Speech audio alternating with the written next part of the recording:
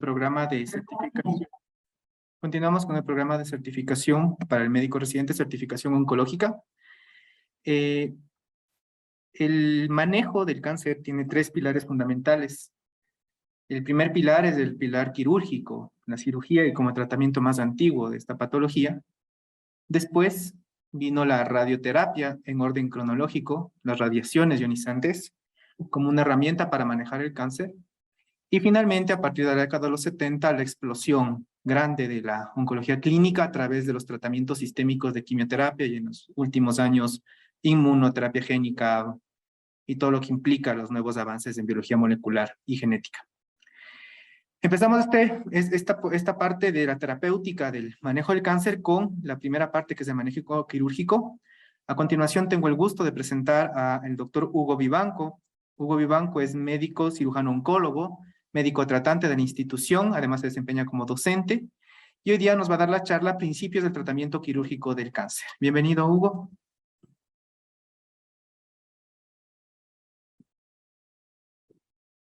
Buenos días con todos, muchas gracias. Gracias al Departamento de Docencia por este logro que se está haciendo de realizar estas charlas. Esperemos que cada día se vayan sumando un poco más de personas que puedan llegar acá, especialmente al auditorio. Y el resto, saludos a todos los que están igual conectados por Zoom. Bueno, yo voy a hablar hoy sobre los principios del tratamiento quirúrgico del cáncer.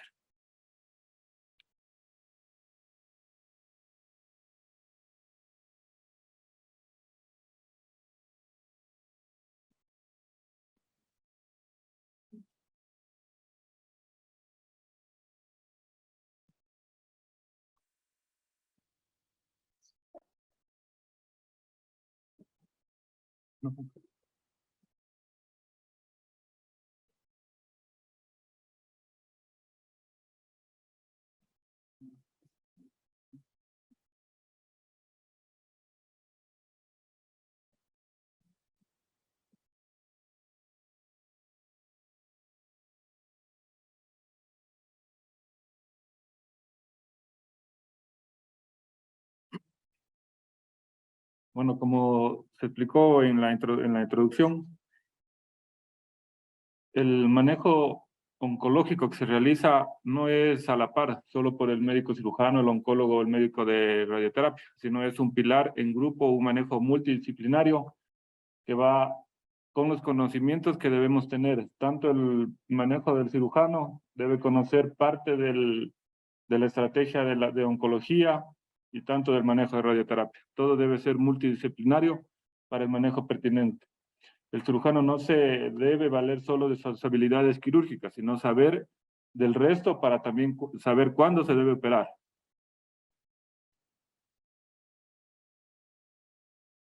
Entonces tenemos que el cirujano oncólogo fue progresivamente reemplazado por un cirujano que, además de saber operar, conoce y adopta el principio de tratamiento multidisciplinario, con dedicación exclusiva a la enfermedad. Nosotros especialmente tenemos que conocer lo que es la anatomía, ¿sí? Esto es la base de la cirugía, la cual nos informa al cerebro y guía a la mano y familiariza al corazón con la inhumanidad necesaria. El cirujano oncólogo debe y tiene la disposición de conocer un tratamiento integral, debe conocer cuándo se debe el paciente por al servicio independiente del que llegue, saber cuándo se lo va a realizar un manejo quirúrgico.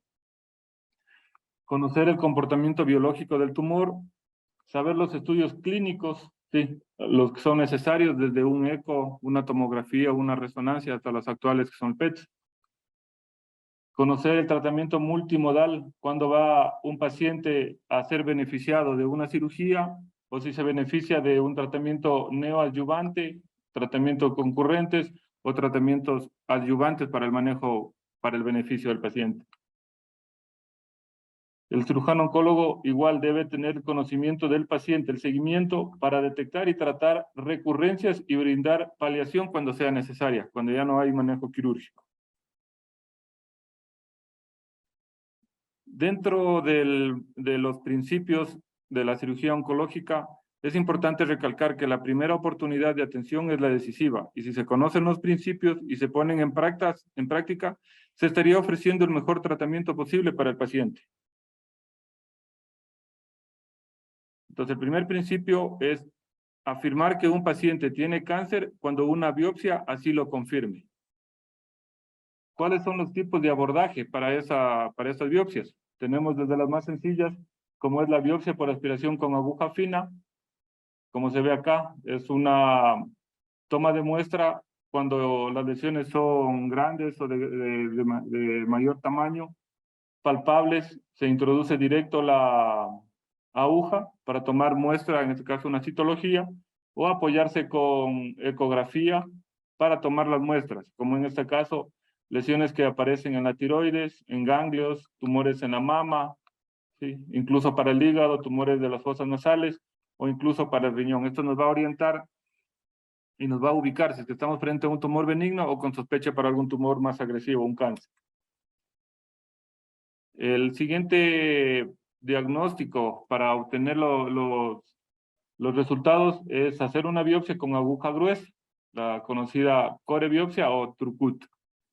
Esto es igual una aguja de mayor calibre, más ancha, más gruesa, que nos permite tener unos cilindros más adecuados, más óptimos para poder utilizarlos y tener un diagnóstico histopatológico o incluso para inmunistoquímica. Entonces aquí igual se lo puede utilizar directo con lesiones que son grandes o ayudarse por ecografía, por tomografía, como en esta imagen del mediastino, o para lesiones de pulmón, del vaso, del hígado o incluso óseo. Depende de la ubicación donde se presente el tumor para uno ubicar cuál va a ser lo más óptimo para el paciente, para tener el diagnóstico. Luego tenemos especialmente las biopsias por incisión o biopsia incisional, que se puede realizar o resecar un segmento de la lesión que tenemos para ubicarnos frente a qué tipo de lesión tenemos o vamos a tratar. En este caso de mucosas, lesiones de la piel, puede incluirse una biopsia dependiendo de la lesión donde tengamos, en este caso, cara, mandíbula, en piernas, en la región mamaria. Uno tiene que ubicar que la incisión que realice esté dentro del manejo quirúrgico que se va a realizar. No hacer una biopsia, en este caso incisional, fuera de un manejo oncológico, ya que si se toma una muestra por fuera o que no esté dentro del tipo de incisión que se va a realizar, estaríamos haciendo mayor daño al paciente, porque vamos a involucrar, si la cicatriz queda muy externa, vamos a necesitar que en la cirugía que vamos a realizar se lleve mayor tejido para incluir la muestra o la biopsia, la parte de la piel que se realizó la biopsia. O en tejidos, en lesiones que hay en la mama, igual, que no quede lo más central, o pensando ya si es que es algún tumor mamario, en este caso como están en estas gráficas, que a futuro incluya o quede dentro de la resección que se va a realizar. Luego tenemos las biopsias por escisión o una biopsia escisional, que es resecar una lesión con unos márgenes adecuados, ¿sí? No pensar que si es que le saco con mayor margen, le voy a hacer un bienestar al paciente. Al contrario, muchas de las veces cuando realizan las biopsias excisionales con márgenes muy amplios, nos están haciendo un daño, porque no nos permiten tener, el manejo pertinente de los pacientes. Es decir, cuando uno piensa que vamos a tratar un melanoma o en algún otro tipo de lesiones, no nos interesa un margen amplio, sino más bien un margen estrecho o al ras de la lesión. Entonces, eso nos sirve para ver si es que la lesión es muy agresiva o no y si vamos a necesitar ampliar este tipo de lesión. Cuando hacemos una biopsia excisional, es suficiente que incluya o que esté dentro de esa marcación que uno realiza. Por lo regular se realiza reparos para ubicar en dónde estaba anatómicamente la lesión y si es maligna, ver para dónde vamos a ampliar. Se les marca a las lesiones en hora 12, hora 3, hora 6, hora 9. Y eso nos mandamos a patología para, de acuerdo a eso, nos ubiquen y nosotros a futuro pensar en el tipo de resección que vamos a ampliar o no. Cuando son recaídas de las lesiones, igual tenemos que ya pensar que la resección que se va a realizar no hacer mayor daño, como les insisto. Entonces, uno ya pensar que va a ser la resección y ya tener en la mente cuál va a ser el plan de tratamiento para el paciente. En este caso, colgajos, ¿sí? O cuando uno incluso hace biopsias de conglomerados, sea en la axila o sea en cuello, no necesitamos sacar todo el conglomerado, porque estamos haciendo una biopsia, entonces vamos a sacar solo una fracción. Si es posible, un ganglio íntegro que le va a servir al patólogo para el estudio pertinente. Porque si es que estos, como ejemplo, resecamos un conglomerado y fue un linfoma, más hemos hecho daño resecando ese tipo de lesión porque no es el manejo pertinente, sino que eso va a ir luego al tratamiento que va a ser quimioterapia y la cirugía más le lleva a comorbilidades. El segundo principio es todas las biopsias deben dirigirse a la identificación del tumor primario. Entonces, como conocemos, uno tiene que buscar el tipo donde está el tumor, la T que nos indica dónde está el tumor primario, especialmente si viene con una lesión macroscópica grande o hay veces que las lesiones aparece alguna cicatriz, alguna lesión y los pacientes inconscientemente se la resecaron, se la sacaron y luego aparecen con conglomerados a cuello, conglomerados a las axilas, a la ingle y ya el tumor primario ya no lo tenemos, sino ya tenemos nodulaciones o ganglios o peor, lesiones ya metastásicas y uno tiene que encaminarse en buscar el primario. Es inadecuado hacer biopsias en el ganglio antes de buscar el tumor primario. Retrasa el diagnóstico, especialmente cuando uno piensa en melanoma o en tiroides. Entonces no sacamos nada, tratar de, si viene con una masa en el cuello o ganglios, tenemos que primero filtrar el diagnóstico, hacer el estadiaje pertinente para de acuerdo a eso dar el tratamiento. La toma de biopsia está excepto el tumor metastásico con primario desconocido. Una vez que ya hemos filtrado los diagnósticos pertinentes, nos tocará hacer la biopsia del ganglio que estemos buscando o tengamos de sospecha. Las biopsias a ganglios, especialmente en tumores de cabeza y cuello, pensando en cáncer escamoso, a veces nos dan sorpresas por la ubicación, porque podemos encontrar tumores de nasofaringe o menos impensables, localizaciones a nivel de piel. El tercer principio es que todos los pacientes deben ser estadificados, ¿sí? Todos tenemos que buscar dónde está el tumor, a dónde se refirió a los ganglios, dónde fue a las metástasis. La estadificación puede ser clínica, patológica, en las recurrencias o posterior a la neoadyuvancia. Y la que se maneja es la de la Asociación del Comité, el American Joint Committee de Cáncer, el TNM, que está desde el año 2010. Por lo regular, cuando un paciente nos consulta o nos busca por alguna lesión, tenemos como regla tratar de estadificarlo lo más pronto. Y 4 semanas sería el tiempo prudente para tener una buena estadificación de los pacientes. Recordar también que pueden haber tumores sincrónicos, que son los que aparecen menos de 6 meses o durante menores de 6 meses donde se diagnosticó ya un tumor, o tumores metacrónicos, que aparecen después de los 6 meses que ya se diagnosticó al paciente con un cáncer. El principio cuarto es el primer intento del tratamiento es curativo. Este manejo quirúrgico, a veces la magnitud de la resección o efectos adversos no son una limitación absoluta para el manejo quirúrgico, siempre y cuando uno esté pensando en que se va a realizar la curación. Y esta curación, por más mórbida que se realice, como en estas gráficas, que ese paciente aparece con un tumor a nivel del muslo, el manejo quirúrgico va a ser la desarticulación. Esto le va, incluso esta mutilación, va a mejorar su supervivencia. Puede incluso dar calidad de vida o alivio sintomático, como es en el caso cuando se realizan hemipelvectomías o un manejo paliativo cuando son tumores de muy gran tamaño o con sangrados. La decisión de este manejo la toma el paciente. Tiene que tener su conocimiento en forma clara y precisa de los objetivos que se busca, los riesgos y complicaciones que puede tener por el procedimiento quirúrgico, y esto está recalcado en lo que es el consentimiento quirúrgico.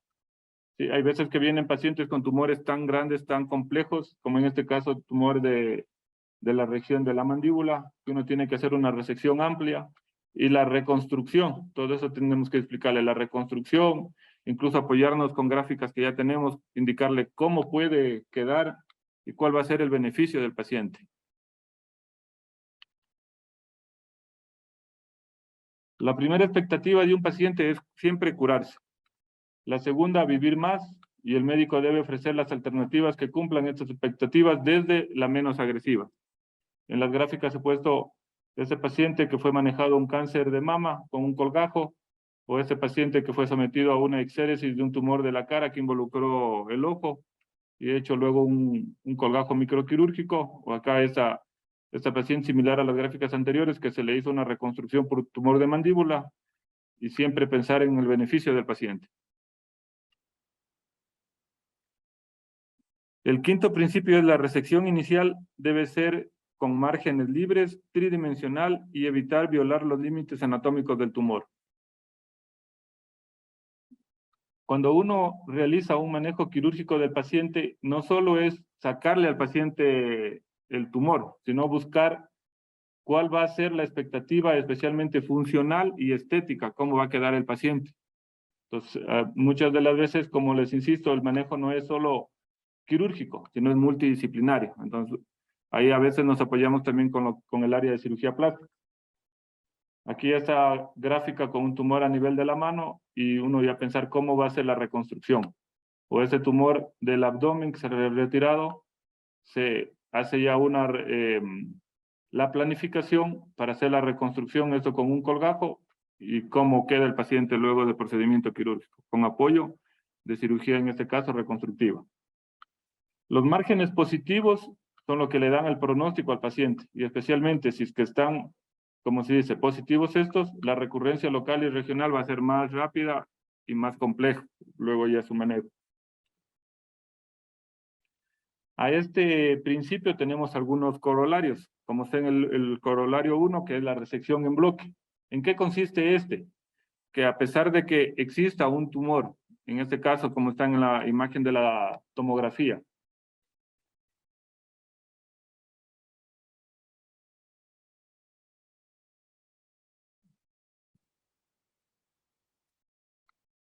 es un tumor que está involucrando el tejido mamario, involucra las partes blandas, incluso costillas, y se dirige dentro de la caja torácica a infiltrar el pulmón. ¿Cuál es el plan del paciente? Hacer una resección en bloque, una cirugía más compleja, que va a involucrar retirar todo este tejido, incluso con parte del pulmón. Y luego la reconstrucción, se va a reemplazar en este caso costillas con este material quirúrgico, y el colgajo microquirúrgico que va a cubrir el defecto. Muchas de las veces puede ser esta resección multiorgánica. En este caso, en esta gráfica que les pongo, un tumor a nivel del cérvix, que hay compromiso del recto, compromiso de la vejiga. ¿Qué significa eso? Que vamos a resecar todo para tener un margen positivo y disminuir el riesgo de la recurrencia o de las recaídas de enfermedad. Entonces el patólogo va a tener que revisar todos sus márgenes, recto, el tumor que estuvo en esa parte ginecológica, útero o vagina y vejiga. El defecto, que puede ser algo como en esa lámina, que tiene que hacerse la reconstrucción pertinente, el apoyo de cirugía, el apoyo multidisciplinario, en este caso cirugía plástica para hacer colgajos, o incluso de urología, para hacer, como ya quedamos sin vejiga, hay que hacer una reconstrucción de la misma. Y en este caso se va a realizar un conducto ilial. Las resecciones, como ven en las gráficas, a veces es muy agresiva la resección. Y siempre debemos pensar en la reconstrucción, y siempre y cuando sea funcional, y que uno garantice al paciente que va a tener bordes libres. El principio 6 es la resección que incluye el territorio linfático.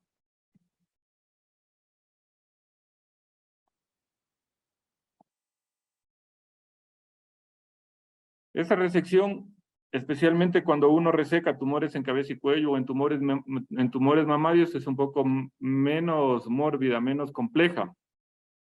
porque en territorios de cuello tenemos que bajar todo el territorio linfático cervical o en axila o inguinal.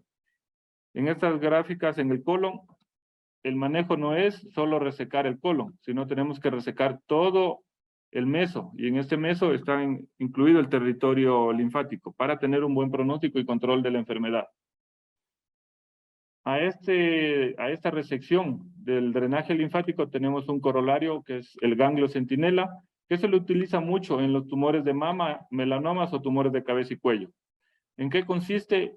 Que como les explicaba en las primeras imágenes, si ya tenemos una biopsia incisional o una biopsia escisional de un melanoma o de un cáncer escamoso que apareció en cabeza y cuello, no necesitamos ampliar de entrada la lesión o sacarla toda la lesión con unos márgenes grandes, sino simplemente tener la biopsia de inicio y luego haríamos la exéresis amplia de esta lesión con los márgenes pertinentes que necesitemos, y sobre esa cicatriz que queda se hace la introducción del líquido o del marcador que nos va a permitir hacer el estudio del ganglio centinela.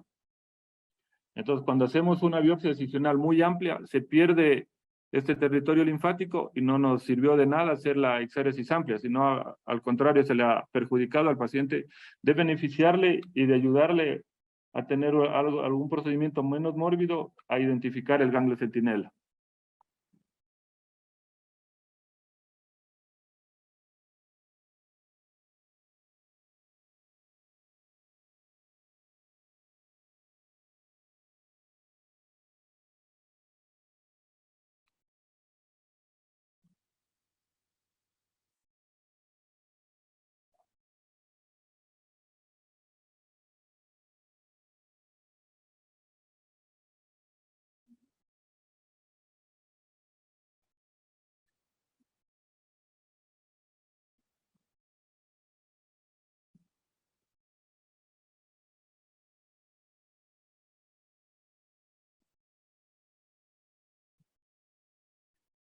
El principio 7, mantener la función y estética, sin comprometer la resección oncológica y reconstruir de inmediato los defectos.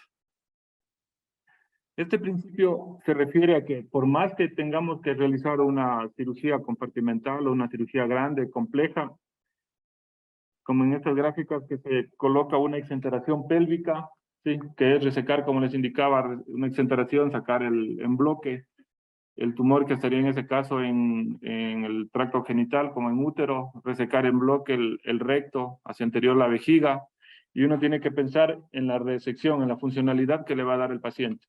Entonces, en este caso, tenemos que hacer una neovejiga,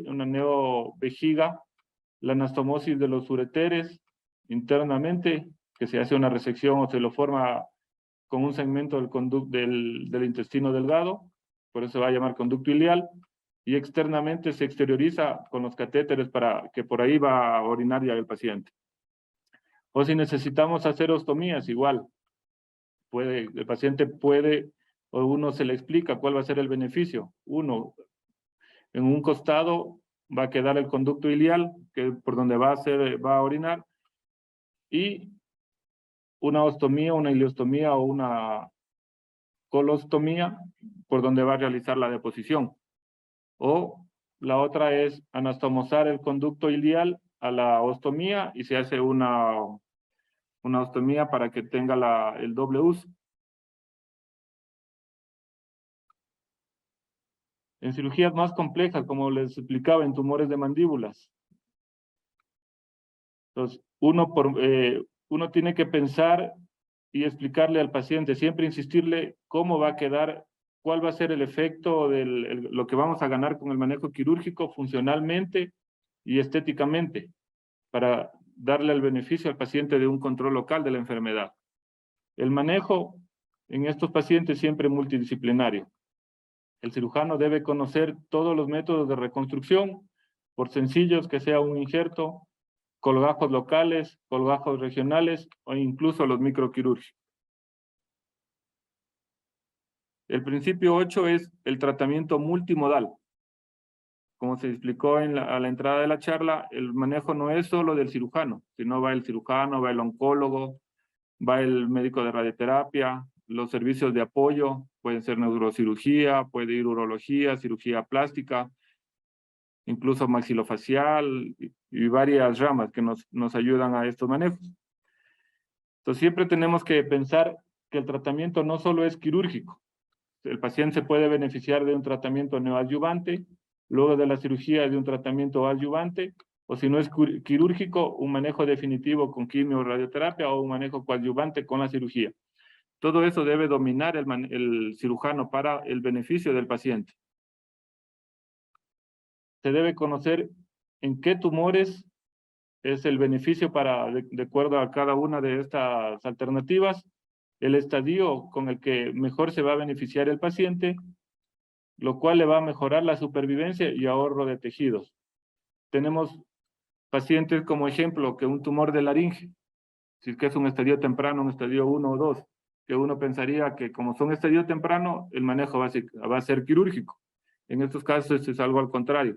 Tenemos el diagnóstico que se realiza con una laringoscopía, pero el manejo quirúrgico no va a ser la cirugía. Ahí el beneficio para el paciente va a ser conservar su órgano, conservar la laringe, y se va a beneficiar mejor de tratamientos adyuvantes o neoadyuvantes como es la quimio y la radioterapia. O en tumores de recto o esófago, donde el beneficio va a ser reducir la cantidad o disminuir el tamaño del tumor para un beneficio mejor del paciente y la posterior cirugía. El principio 9 es las recurrencias, cuando existen, tratar de ser posible un control local de la enfermedad. Siempre y cuando el médico detecte una recurrencia, el manejo va a ser quirúrgico. ¿Quién está encargado especialmente de esto? El médico que operó. Detectar tempranamente la recurrencia, porque el médico que opera sabe cómo lo hizo y sabe cuál va a ser el seguimiento pertinente que va a necesitar este paciente dependiendo del tipo de tumor que se maneja. Y de ser posible, tratarlo. Y eso se llama las cirugías de rescate. Los resultados pueden ir desde una curación, como un ejemplo, si el que tiene un cáncer de tiroides y aparece alguna metástasis a nivel cervical, siempre y cuando sean estos quirúrgicos, va a mejorarle e incluso va a curar al paciente. Si es que no estamos en este caso, a mejorar aumentar la enfermedad libre de enfermedad, como puede ser con peritonectomías o con quimioterapia hipertérmica, o incluso con metastasectomías, en este ejemplo, resecciones parciales, que son las resecciones de las metástasis, las cuales van a mejorar incluso la supervivencia de los pacientes. El rescate quirúrgico y multimodal es una condición del paciente que debe ser analizado funcionalmente por el médico que va a operar y por el paciente. Esto se ve involucrado mucho por la experiencia del cirujano, los medios que necesite o que pueda valerse o apoyar al médico, y lo cual va igual a beneficiar al paciente. El principio 10. Si no es posible curar, se debe paliar. El tratamiento curativo es ideal de la cirugía oncológica. En estadios avanzados o con complicaciones como pueden ser sangrado u obstrucción de la vía aérea o digestiva, si no es posible el manejo quirúrgico, uno debe hacer un manejo paliativo. Si nos encontramos con tumores irresecables, como en este caso, como ejemplo en la parte de cavidad oral, este paciente se va a beneficiar a futuro de una traqueostomía o de una gastrostomía, que va a paliarle a su problema que no va a poder deglutir. O incluso pacientes que vienen con carcinomatosis, dependiendo de la enfermedad, ver qué tan factible va a ser paliar, hacerle una yeyunostomía o no, y cuál va a ser su beneficio al paciente. Y cuando tenemos estos casos, uno tiene que ver si estamos frente a un paciente inoperable o irresecable. Ejemplos de estos puede ser un paciente inoperable con un tumor resecable, como ejemplo un paciente con cáncer de colon, pero con una fracción de eyección al 15%. Pacientes irresecables, pero operables, como ejemplo un paciente joven con un cáncer de senos paranasales, pero que invade el cerebro. Pacientes inoperables con tumores irresecables. Un paciente anciano con un ECOG 4 y con un tumor pulmonar que invade la columna vertebral. Y para suerte nuestra, la mayoría que son pacientes operables con tumores resecables, que son los que manejamos dentro de la institución.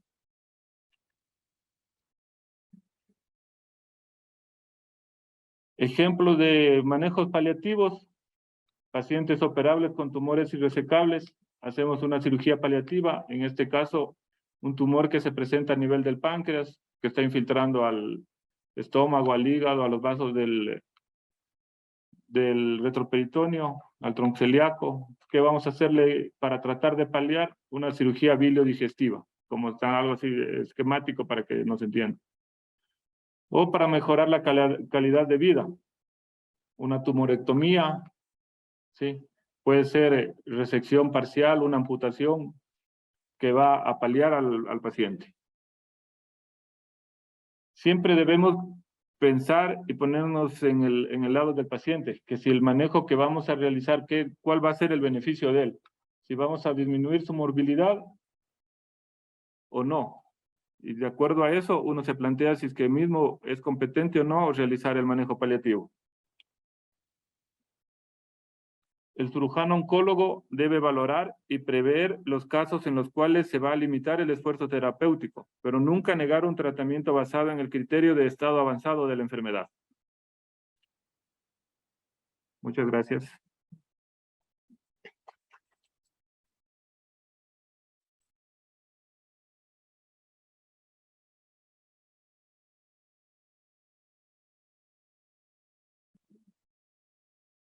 Agradecemos la presentación del doctor Vivanco. Hay preguntas tal vez en el auditorio, dudas, comentarios.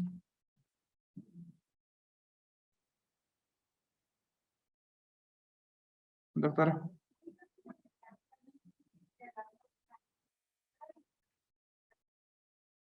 Ya.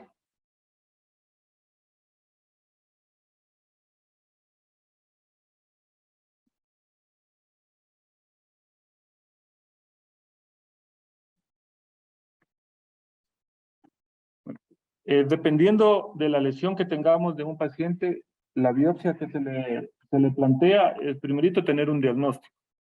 Entonces, una biopsia incisional es, si tuviésemos esta lesión, sacar solo una parte. Es una biopsia incisional. Como que le partimos a la lesión o resecamos en la mitad para tener el diagnóstico. Entonces, aquí toda esta es la lesión de la mucosa aquí en el labio. Entonces, de entrada no necesitamos resecar toda esto para tener el diagnóstico, sino solo un segmento que nos indica qué tipo de enfermedad tenemos. O aquí en el mentón, aquí la lesión llega hasta acá. Aquí, así. Entonces, lo que necesitamos es sacar un segmento pensando ya en cuál va a ser la reconstrucción. Pero no tenemos que hacer biopsias que no sean pertinentes para no ampliar especialmente el área quirúrgica futura que realicemos.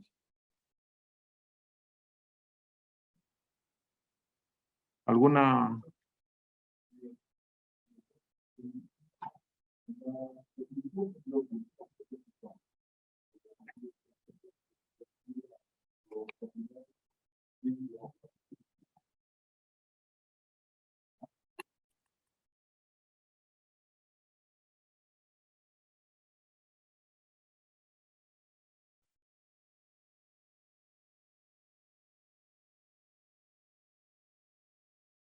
Bueno, estas cirugías sí se realizan en la institución y se le plantea al paciente cuál va a ser el grado de morbilidad y cuál va a ser el beneficio del paciente. Si por imágenes la cirugía a la que se va a ser sometida vamos a tener especialmente unos buenos márgenes y no vamos a dejar tumor, se plantea el manejo quirúrgico. Pero si vamos a hacer una cirugía especialmente en pelvis, donde no, por más mórbida que sea la cirugía, no vamos a tener márgenes adecuados para el manejo posterior, no hacemos ese tipo de cirugías, porque el beneficio versus la gran morbilidad que va a tener el paciente no va a ser ningún beneficio, pero sí se realiza acá. Y se le plantea al paciente, se le explica, especialmente tanta información que tenemos actualmente en el Internet, se le explica, se le hace caer en cuenta cómo va a quedar, porque hay veces que ellos no captan o su grado cultural no se los permite. Entonces uno tiene que tratar de llegar y hacerse entender de la forma más pertinente al paciente.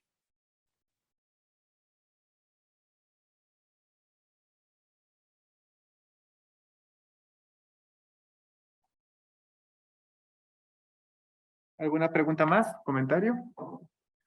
Listo, doctores, les agradecemos su presencia. La próxima semana nos vemos con la charla de principios de quimioterapia en el control del cáncer.